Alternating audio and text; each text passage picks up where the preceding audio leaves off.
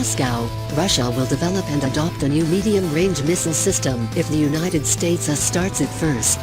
Moscow's posture was voiced by Parliament after details of Washington's recent defense budget could potentially violate a missile agreement in 1987. If a missile announced by Congress US does make it into the American arsenal, we must develop and adopt the same thing.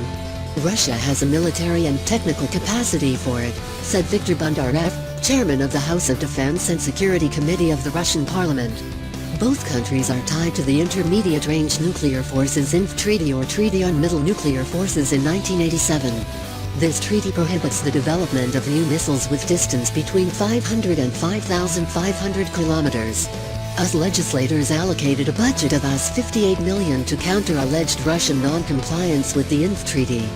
The amount of the budget is part of the $700 billion proposed in the National Defense Authorization Act and for fiscal year 2018.